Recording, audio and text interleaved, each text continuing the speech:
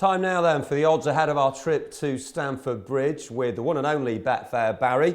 Barry, Irish eyes are smiling in rugby terms at the moment. You might go all the way, less than I can say for England hopes. But in the round ball in the capital this weekend, what have you got for us?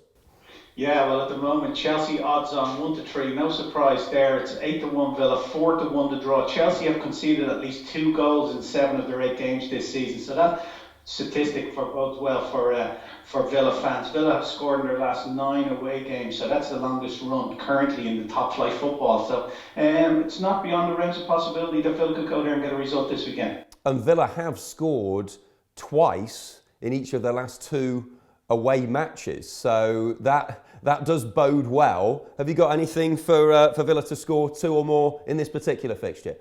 Yeah, well, over 2.5 goals at the moment is currently over 2.5 goals is 16-10. But Villa to win 2-0 currently a 50-1 chance. I'm not sure even the most ardent Villa supporter would have them for a 2-0 win at Stamford Bridge, but it's 50-1 if you think they can do it. We often talk about ex-players coming up against their old employers ahead of these matches, and it's an interesting one for Scott Sinclair, who used to ply his trade in this part of the world.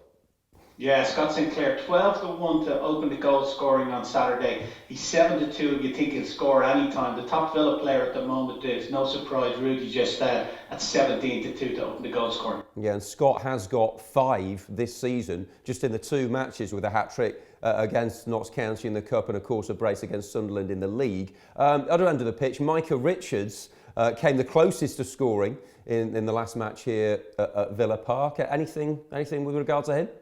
Yeah, Micah Richards scored the first goal 40-1. He's 12-1 if you think he'll net any time in the 90 minutes. So Micah Richards to score first and Villa to go on and win 1-0 is 340-1. So if you have a 10 on that, you get 350 quid back. Great stuff.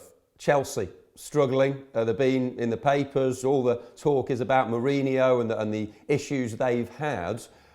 Are they going to finish in the top 4? What are the odds on that?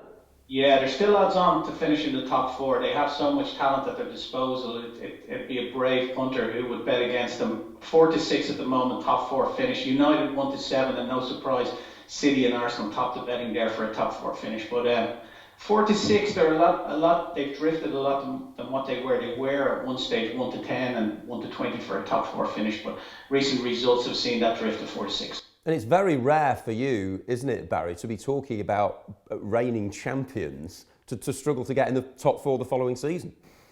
Virtually non-existent to have that conversation, especially a team like Chelsea that, they were so convincing last year, and to see no major changes in personnel, I suppose, is something that's been against them. But Mourinho seems to be struggling a bit with some of his players on and off the pitch.